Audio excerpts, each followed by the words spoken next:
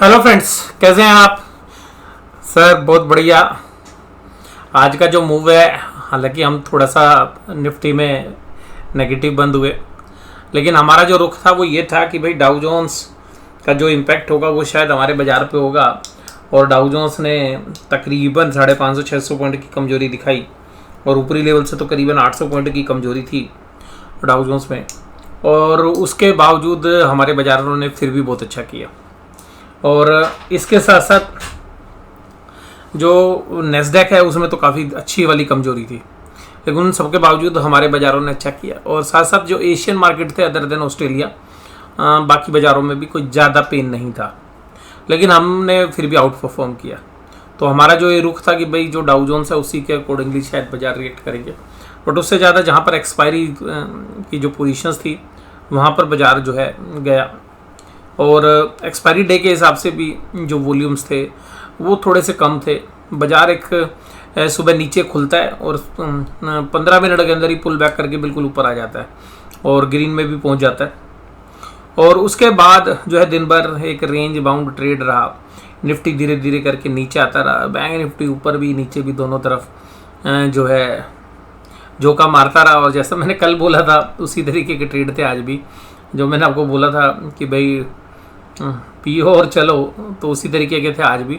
और bank Nifty ने दोनों साइड के मूव दिए और लास्ट में अंत होते होते ऑप्शंस के जो बायर हैं उनको आज शायद बहुत ही बुरा दिन रहा होगा। जिन्होंने दोनों साइड की ऑप्शन खरीदी होंगी उनके लिए तो ख़राब था, और जिन्होंने समय रहते जो है ऑप्शंस को स्कैल्पिंग के माध्यम से बेचना खरीदना शुरू किया होगा लेवल्स देख के, उनके लिए फिर भी ठीक रहा होगा। ऑप्शन सेलर्स के लिए तो भरपूर मजबूत वाला दिन था। कहीं पर भी आपने ऑप्शन बेचे, मान लीजिए आप बाजार में अगर 15-20 मिनट आपने ट्रेड नहीं किया और उसके बाद आपने सेलिंग करी किसी भी साइड पे, तो जो है बाजार शायद ऑप्शन सेलर के लिए काफ़ी बेहतरीन था।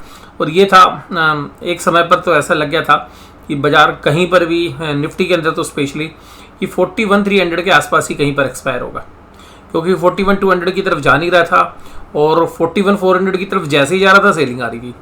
तो ये था कि कहीं 41,300 और 200 के बीच में कहीं पर सेटल होगा। हालांकि बाजार 41,300 के पास ही जो है सेटल हुआ बैंक निफ्टी।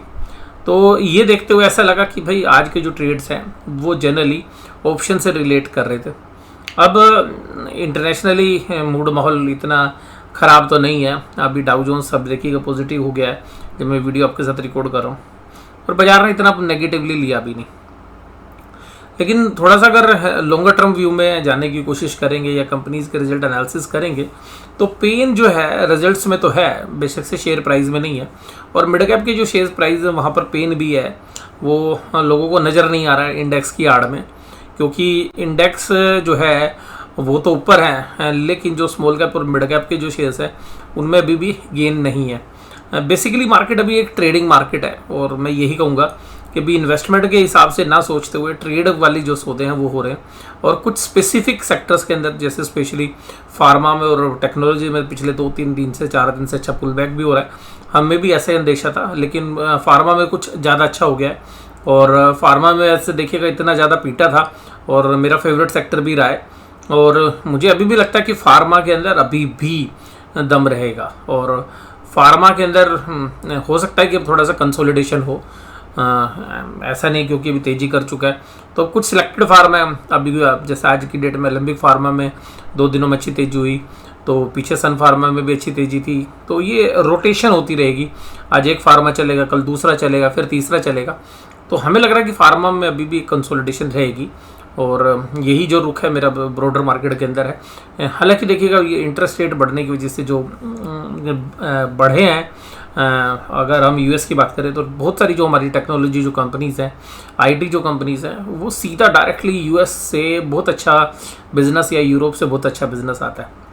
बीटन डाउन हो गए हैं, हो सकता है कि अभी से रेट ऑफ इंटरेस्ट की वजह से 2-4 दिन और असर रहे नेगेटिव, लेकिन मुझे फिर भी लगता है कि भाई आईटी का जो पैक है ये अगर आपका लॉन्गर टर्म का व्यू है और आप अगले 6 से 8 महीने का पेन झेल सकते हैं और वहाँ पर आप एक्यूमुलेट कर सकते हैं अच्छे शेयर्स, तो मुझे नहीं लगता कि अभी भी आईटी फार्मा इतने ख़राब हैं कि लोगों ने बिल्कुल अवॉइड किया। फार्मा में तो देखिएगा तेज़ी आ गई है, आईटी में भी पिछले 2-3 दिन में तेज़ी थी, लेकिन आज जो रेट ऑफ इंटरेस्ट बढ़ने की वजह से, नेस्डैक की कमजोरी की वजह से आपको आईटी में थोड़ा सा नेगेटिव रुझान देखने के लिए मिला। बट मुझे ऐसा लगता है कि अभी भी आप देखिएगा ट्रेड कर रहे हैं 2-4 दिन के एंगल से, तो अभी थोड़ा सा और सेटल होने दो। बट आईटी जो है मुझे लगता है कि क्लियर कट वैल्यू बाय जो है निकल कर आएगा आगे चल के।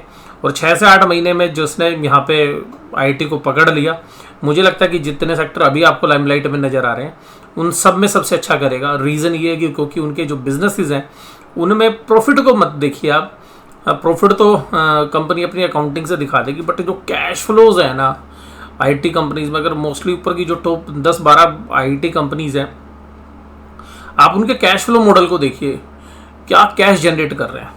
Cash flow from operating activity सीधा आ रहा है, उठा के शेयर होल्डर्स को डिविडेंड दे रहे हैं। नए बिजनेस में, नए सेगमेंट में, नए वर्टिकल्स के अंदर काम उन्होंने शुरू कर दिया है। और ये होगा कि ये जो ग्रोथ है, क्योंकि नए वर्टिकल्स में जाने के लिए कंपनियां थोड़ा पोस्टपोन करेंगी, तो जो पैसा भी कमाएंगी वो हो सकता है कि थोड़े समय के लिए कम हो, नए एक्सपेंशन में थोड़ा सा विचार करें।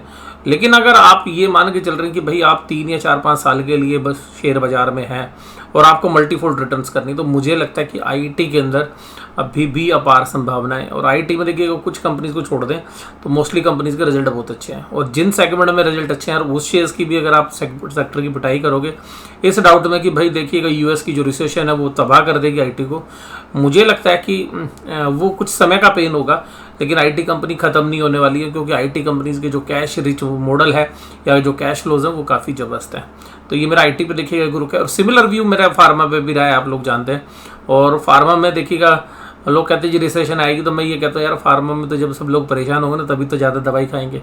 रिसेशन में भी अगर लोगों को टेंशन होगी ना तो भाई किसी भी तरीके की अब नॉर्मलिटी होती ना भैया दवाइयाँ तो यूज़ होंगी। भाई साहब खाना भी ज़्यादा खा लिया ना तो गैस की दवाई लोगे, अलग तरीके का खाना खा लिया जो आपकी बॉडी को सूट नहीं करता तो भाई साहब आपको दूसरी तरीके की डिजीज़ होंगी, उनकी दवाई आप खाओगे। तो कुल मिलाकर भैया इंसान ने जितना केमिकल अपनी बॉडी में डाला है उतना केमिकल जो बॉडी है वो अब जब अब्जॉर्व नहीं करती है, जो हमारा लाइफस्टाइल है, तो मेडिसिन की डिमांड इंडिया में भी बढ़ रही है। और यूरोप का तो जो लाइफस्टाइल है वही अलग है, तो वहाँ पे डिमांड रहनी है। और फार्मा में देखिएगा बहुत अलग अलग तरीके की सेगमेंट्स हैं, तो मुझे लगता है कि फार्मा भी जो चल रहा है अभी तो कुछ चला ही नहीं है। फार्मा अगर आपका व्यू है तो आप फार्मा में बैठे रहिए आराम से, अभी भी फार्मा में मुझे नहीं लगता कोई देरी हुई है। बट ये ध्यान रखिएगा कि कंसोलिडेशन का दौर है, दोबारा से नीचे आ सकते हैं, बट फिर भी लॉन्ग टर्म जो है काफ़ी बुलिश है। अगर हम निफ्टी की भी बात करें तो यहाँ पर निफ्टी आज 18,052 पे बंद हुआ, नीचे खुला 18,959 से, वहाँ से पुल बैक कराया 100 पॉइंट। लोगों ने सोचा नीचे पेन आएगा भाई डाउ जोन्स की वजह से, डाउ जोन्स को फॉलो करेगा, तो जो ओपनिंग प्राइस था वो डाउ जोन्स को फॉलो कर चुका था, तो वहाँ से रिकवरी हो गई। और कैंडल कैसी बनी है देखिएगा, टॉप के ऊपर एक अच्छी ग्रीन कैंडल है, नीचे से ऊपर कैंडल बनी, बट अभी इस कैंडल में दम तब आएगा जब टॉप को बाजार तोड़ेगा। तो जब तक 18,200 को तोड़ के ऊपर नहीं जाएगा तब तक ऊपर के ब्रेकआउट के ऊपर जो है अभी भी हमें डाउट है। तो 18,200 के नीचे जब तक बाजार है, जब तक कंसोलिडेशन ही रहने वाला है। और 18,000 के नीचे अगर बाजार जाए 17,920 और 30 का एक ऐसा लेवल है, अगर 17,930 के नीचे अगर बाजार बंद होगा तभी जो है आप कोई मंदी मान के चलिएगा, क्लोजिंग बेसिस पे, रनिंग बेसिस पे नहीं। और मुझे लगता है कि अभी बाजार कल भी टाइम पास करेगा। और ये जो लेवल्स मैंने आपको बताए हैं तो क्योंकि आज जो ऑप्शंस की वजह से तेज़ी की पोजीशंस बना रखे थे जिन प्लेयर्स ने, तो उन्होंने बाजार नीचे से खींचा है, तो कुछ जगह पर सेलर्स जो है एक्टिव रहेंगे। तो ऊपरी लेवल पर मुझे अभी भी लगता है कि एक सेलिंग वाला रुझान रहने वाला है, और निचले लेवल पर अभी भी बाइंग आने वाली है। तो वही जो कंसोलिडेशन वाला दौर है वो रहेगा। बट आप ये ध्यान रखिएगा कि अगर निफ्टी में कोई भी कमजोरी आएगी 17,900 के बाद ही आप ये मान के चलेगा क्लोजिंग बेसिस पर, और उसमें भी कम से कम 2 दिन आपको इंतजार करना पड़ेगा कि ट्रेंड रिवर्स हो रहा है। और इसी तरीके से बैंक निफ्टी के अंदर अगर हम बात करें तो आज जहाँ पे बैंक निफ्टी खुला था 40,800, वो बहुत अच्छी सपोर्ट थी।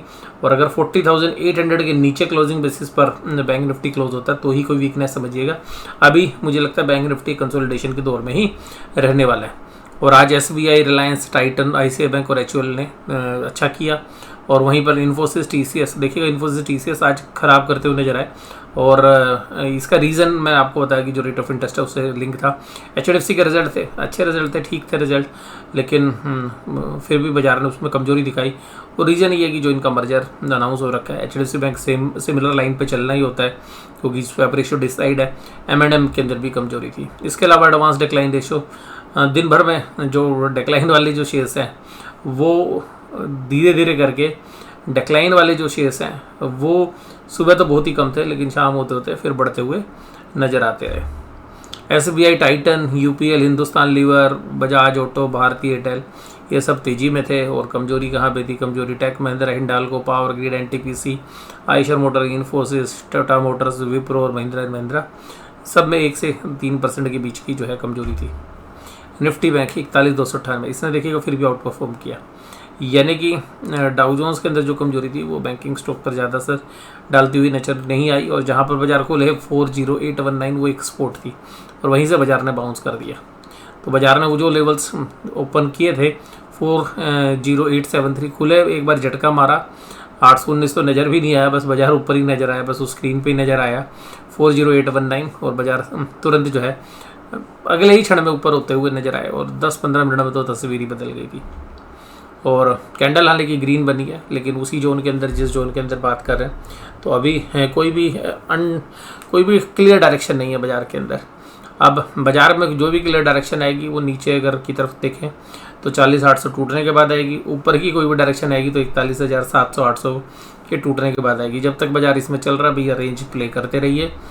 और SBI, ICICI bank, PNB, IDFC first bank और फेडरल तेजी में थे। HDFC, कोटक और AU small finance bank minus में थे। इसके अलावा आज FIIs ने भैया फिर बाइंग की है, 477 करोड़ की, उतन से थोड़ा सा कहीं ज़्यादा मल्टी आइज ने बेचा है, लेकिन ये मोर और लेस आप ये कह सकते हैं कि जो वीकली एक्सपायरी थी उसका ज़्यादा बड़ा रोल था। FIIs आज इंडेक्स फ्यूचर्स में दोबारा सेल करते हुए नजर आए, तो इसका मतलब उतने डेटा मजबूत नहीं है जितना पहले थे FIIs के, और स्टॉक फ्यूचर्स भी बेचा है। और सबसे खास बात यह है कि जो 6,867 करोड़ की आज बाइंग भी हुई है। अब बाइंग कहाँ की होगी ये जो है आपको जो है क्लियरली नहीं पता चलता है कि कहाँ पर बाइंग हुई होगी, बट डेटा पॉइंट को देख के कि अगर 2 जगह शॉर्ट किए हैं तो कुछ कॉल्स की मात्रा हो सकती है क्योंकि थोड़ी सी ज़्यादा खरीदी हो, कुछ हेजिंग करने के लिए पुट भी खरीदी होगी। लेकिन इसमें ध्यान रखिएगा कि ये जो ऑप्शंस खरीदी हैं, आप सोचते हैं कि ये जो 10,000 करोड़ की ऑप्शंस खरीदी हैं वो इस हफ्ते की है, नहीं, ऐसा नहीं होता। इसमें जो पोजीशंस होती हैं, जो बाइंग अभी कर रहे हैं, ये महीने के एंड की भी होती है और कभी कभी अगले महीने की भी होती हैं। तो इनका जो इम्पैक्ट है ऑप्शंस का, ये जो खरीदी है तुरंत है ऐसा ज़रूरी नहीं है।